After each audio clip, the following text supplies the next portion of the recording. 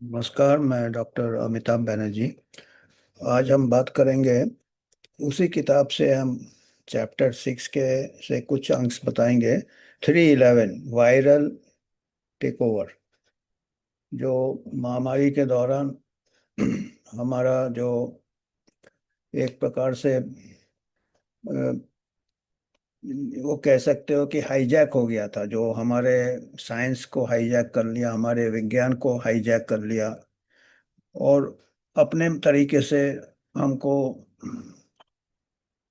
हम भटक गए या हमको भटकाया गया। जहाँ जो लोग कंट्रोल में थे, जिनको हितों का टकराव था, उसमें सभी आ जाते हैं। जो सबसे बड़ा तो जो फार्मा कंपनी थे, फिर गवर्नमेंट्स थे, फिर कई पावर हंगरी लोग होंगे, तानाशाही एक प्रकार से।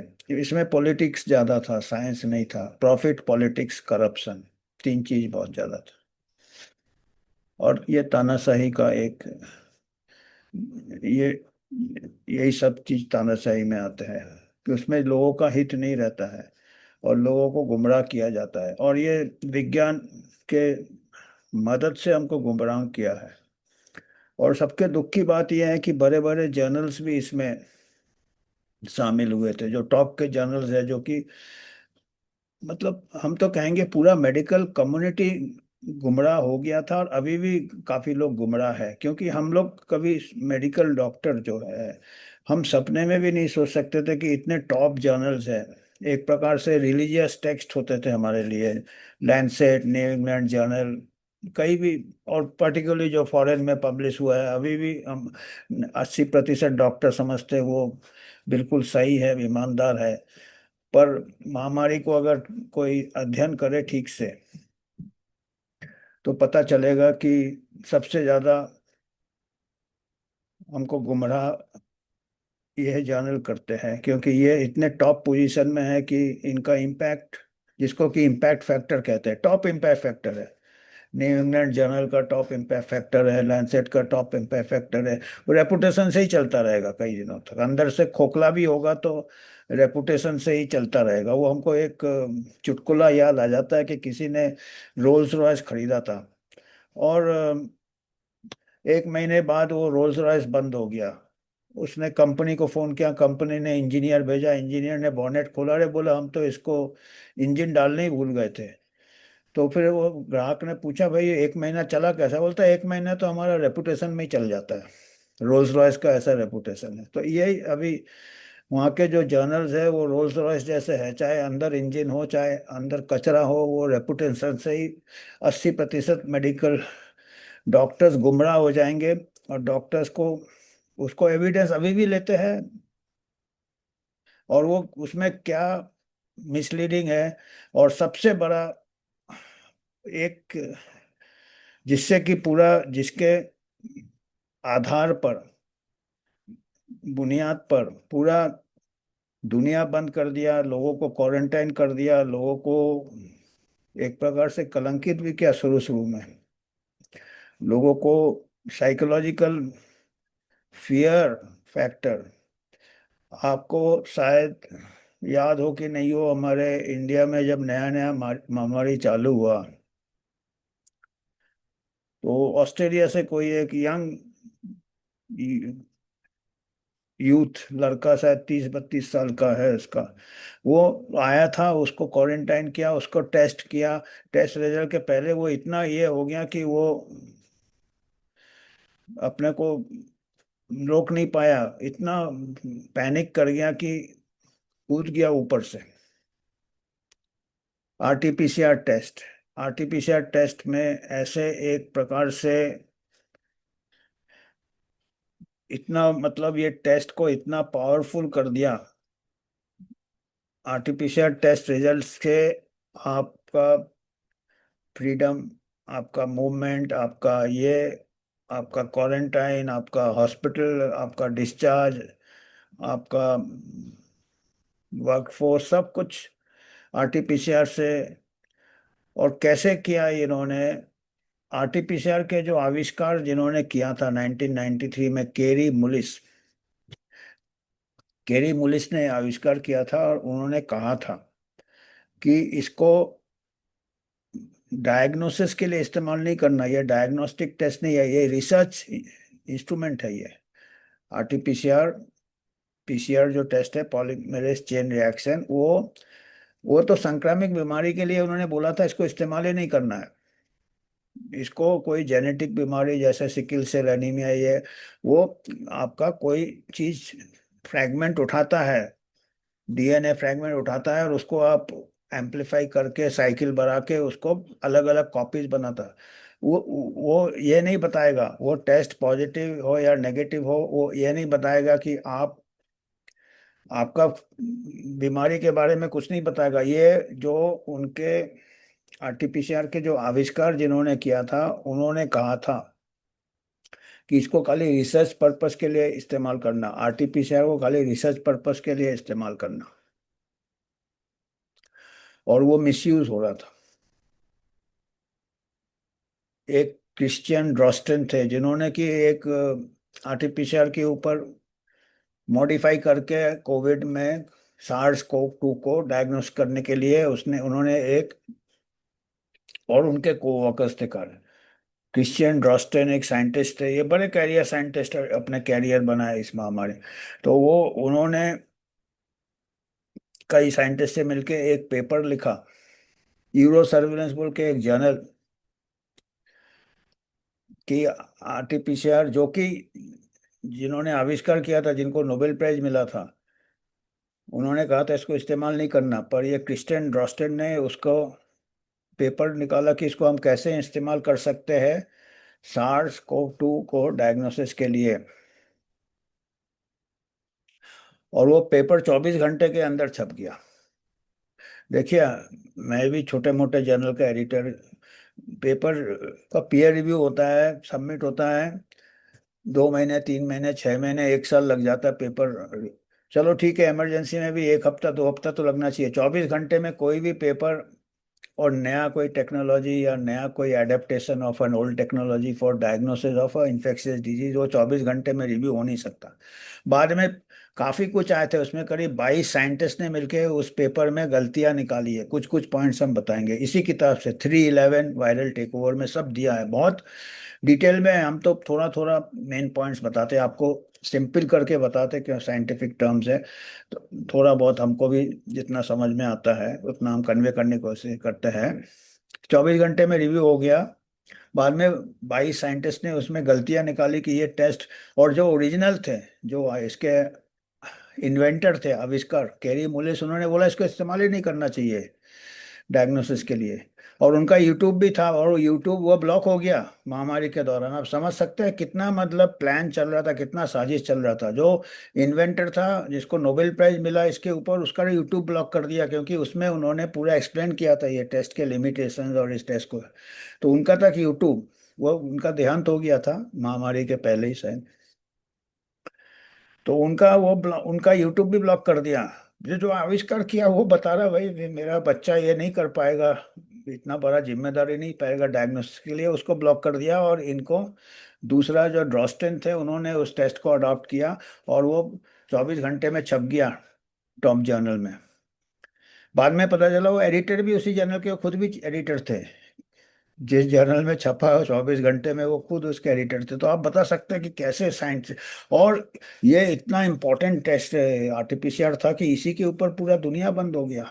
एक वो हुआ, उसके जैसे ये टेस्ट पास हो गया, डब्ल्यूएचओ ने भी अडॉप्ट कर दिया इसको गोल्ड स्टैंडर्ड। जिस टेस्ट को बोला था कि इसको इस्तेमाल नहीं करना, उसको गोल्ड स्टैंडर्ड, मतलब साइंस में जो डायग्नोस्टिक टेस्ट का होता है गोल्ड, सोना, ये सोना जैसा है, इसके अगेंस्ट सबको तोला जाएगा। अब सोना ही खोट था, नकली सोना को सोना बनाया। और ये सबसे बड़ा नुकसान इसी ने किया, आरटीपीसीआर ने।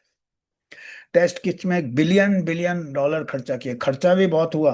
Contact tracing, test trace test contact tracing, उसमें सबको क्यों, एक और इसमें देखिए कितना बड़ा प्लानिंग जो भी है, जिन्होंने भी इसको पैंडेमिक का ये नैरेटिव चलाया।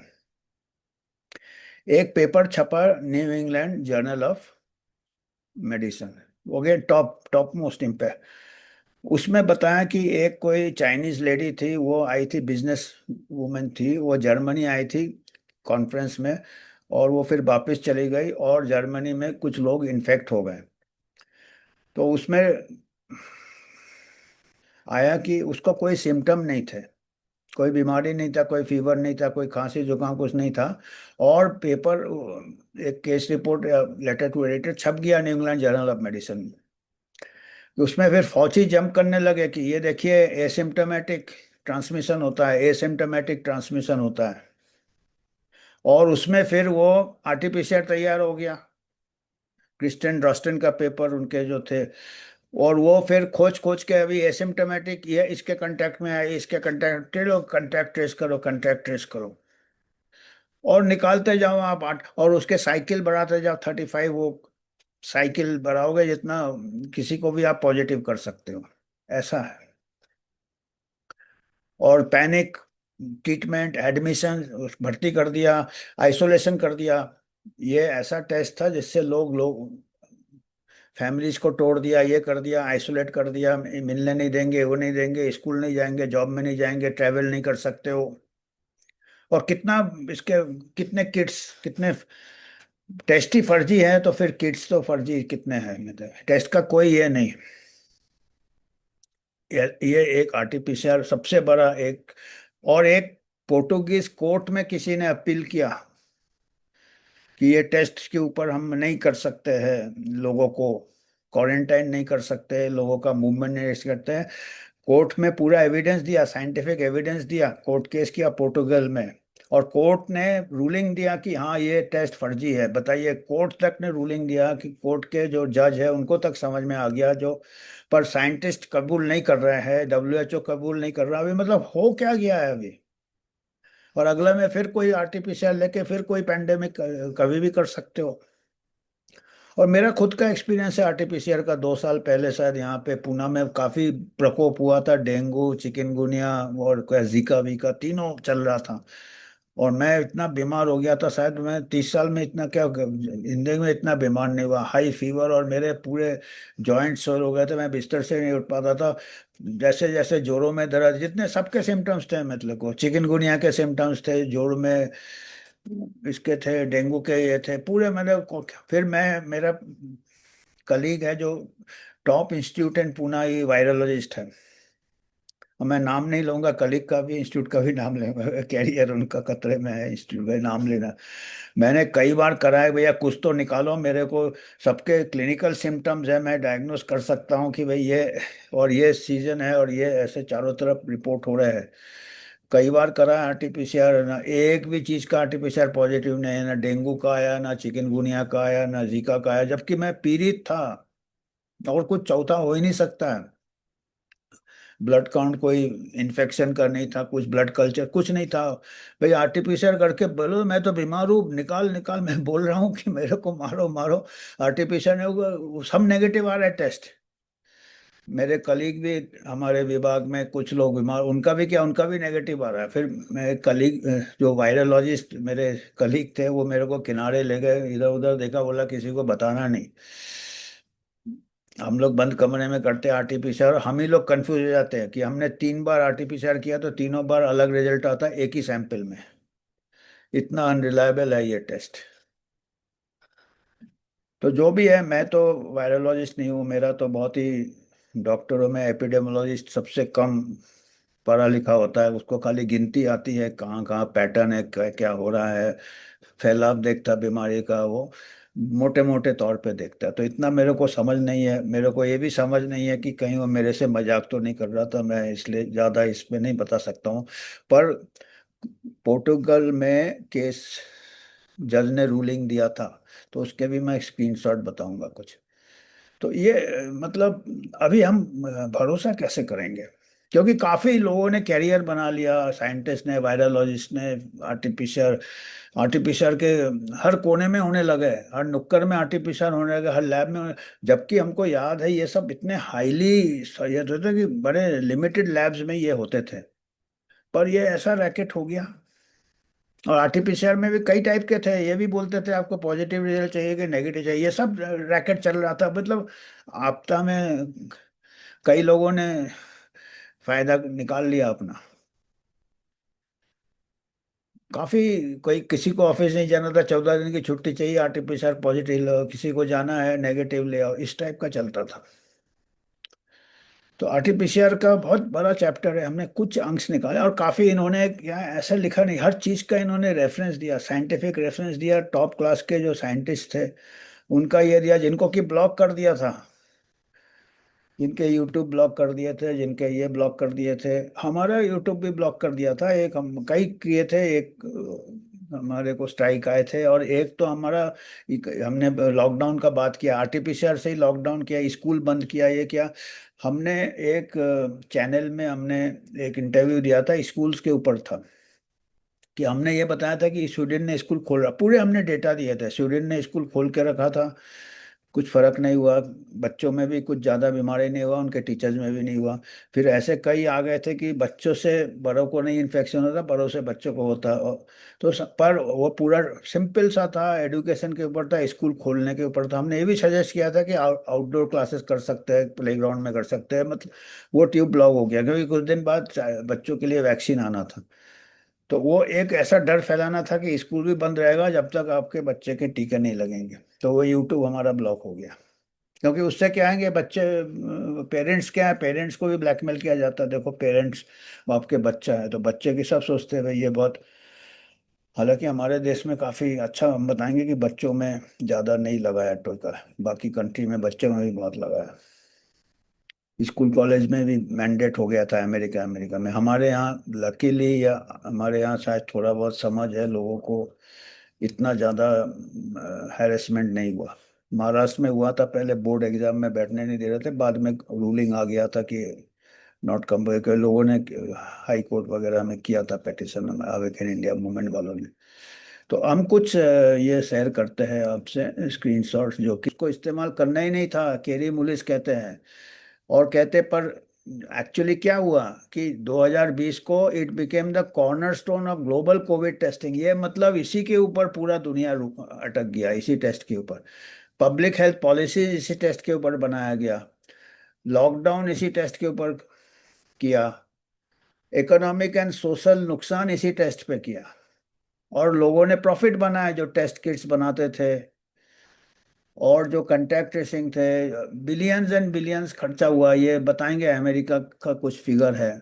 नेशंस को lockdown to curb the virus spread, the largest scale of mass testing the world has seen was rolled out, इतना कभी इतिहास में इतना मास टेस्टिंग नहीं हुआ, और एक ही को बार बार टेस्ट करो, targeting not only those who showed symptoms of the virus but also those who did not.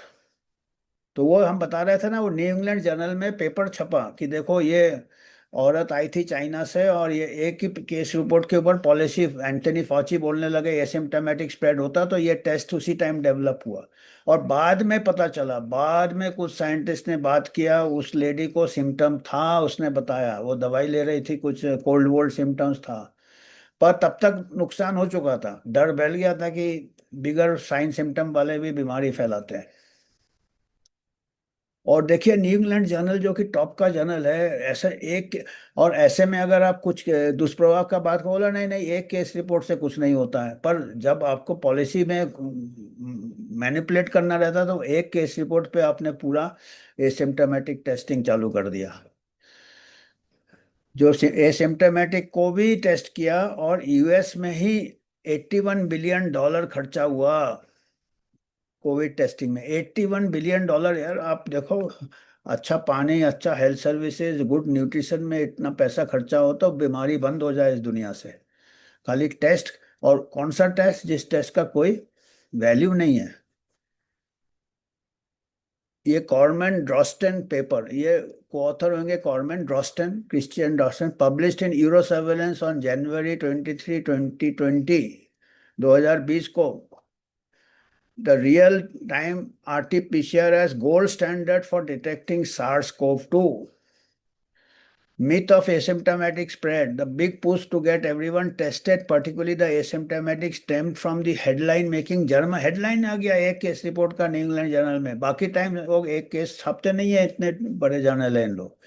German paper publish in the new England journal of medicine, ये 337 वो रेफरेंस दिया होगा हमने कई, ऑन जनवरी 30, 2020। बताइए, एक केस रिपोर्ट से पूरा, और ये जर्नल भी, और बाद में पता चला वो औरत का हिस्ट्री भी नहीं लिया था ठीक से। तो फिर उसके बाद ये टेस्ट किट बन गया गोल्ड स्टैंडर्ड, और डब्ल्यूएचओ ने भी इसको बोल दिया इसी से पूरा सब डिसीजन होंगे। और 1993 की जो इनके इन्वेंटर थे, जो आविष्कार जिन्होंने किया था, कार्ल मोलिस, उन्होंने कहा था कि डेंजर्स है, इसमें खतरा है अगर आरटीपीसीआर को मिसयूज करोगे। और the video was remove from YouTube for violating बेचारे गुजर गए, उनका वीडियो रिमूव कर दिया, और उन्होंने ही आविष्कार किया था, वो उसी टेस्ट के बारे में बता रहे हैं, बोल रहे नहीं ये मिस इन्फॉर्मेशन फैला रहे। अरे यार, अरे मिस, आप दुनिया में आप ये मिसयूज कर रही है, टेस्ट को मिसयूज आप लोग कर रहे हो, और जो जो लोग जिसने बनाया है कि भाई हम इसका इतना लिमिट है, इसको डायग्नोस, उसको बोल रहे मिस इन्फॉर्मेशन। आप सोचो अभी कितना, मतलब कोविड के बाद साइंस को पूरा डिस्टॉर्ट कर दिया। अगर लोग अवेयरनेस नहीं आएगा, हमारे डॉक्टर कम्युनिटी को भी अवेयरनेस नहीं आएगा, या साइंटिस्ट कम्युनिटी को भी अवेयरनेस नहीं आएगा, तो ये फिर से हम ये मिसयूज होगा, फिर से आर्टिफिशियल मिसयूज होगा। वो कहते हैं ये एक प्रोसेस है, whole lot of something out of something, उसी को कुछ भी उठा के आप उसका मल्टीप्लाई करके उसका साइकिल बढ़ा के उसको, it doesn't tell you you are sick, आपका बीमारी नहीं बताता, और आपको क्या नुकसान होगा कुछ नहीं बताता वो टेस्ट। वो खाली रिसर्च पर्पस के लिए है उसको। आप एक पेपर लो, उसका फोटोस्टैट करते जाओ, फोटोस्टैट का क्या मतलब है, कुछ नहीं है, जो ओरिजिनल अगर कुछ मतलब नहीं है कागज का, आप कितना फोटोस्टैट करो क्या मतलब है। वो ऐसा है, टेस्ट है कि अगर कुछ, क्या डेड उठा रहे हो, टुकड़ा उठा रहे हो, वायरस मरा हुआ है, वो कुछ भी उठा के आप उसका ये बना के फॉल्स पॉजिटिव आएगा रिजल्ट।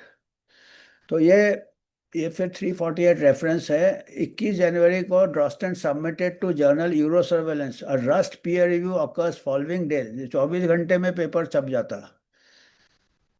और ये पीयर रिव्यू का डिटेल्स लोगों ने पूछा, किसी ने नहीं डिस्क्लोज किया कैसे पीयर रिव्यू हुआ।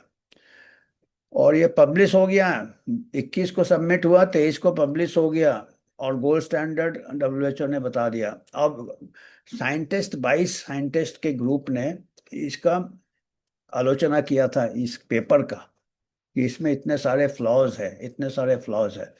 तो उन्होंने इनॉर्मसली वेरिएबल, जो कि मैं बता रहा था, मेरे को जब बीमार हुआ था मैं 2 साल पहले, सीवियर वायरल, कई तीनों का मिक्सचर लग रहा था, डेंगू, तो मेरे को यही शब्द कहे थे हमारे जो वायरोलॉजिस्ट फ्रेंड थे, कि आपका हमने बंद कमरे में करते हैं आरटीपीसीआर, क्योंकि हम एक ही सैंपल को 3 बार टेस्ट करेंगे तो 3 बार रिजल्ट आता है। तो वही कह रहे हैं, इनॉर्मसली वेरिएबल, वेरी करता है रिजल्ट, कंसिस्टेंट नहीं आता है ये। Cannot discriminate between whole virus and viral fragment, टुकड़ा भी उसका बचा हो ना, आत्मा भी वायरल का, उसको भी वो कॉपी बना के एम्पलीफाई कर देगा। कोई पॉजिटिव नेगेटिव कंट्रोल नहीं है इस टेस्ट का कंपैरिजन के लिए, कोई इसका स्टैंडर्ड नहीं है कैसे ऑपरेट करना है, कोई भी किए जा रहा, नुक्कड़ में हो रहा आर्टिफिशियल,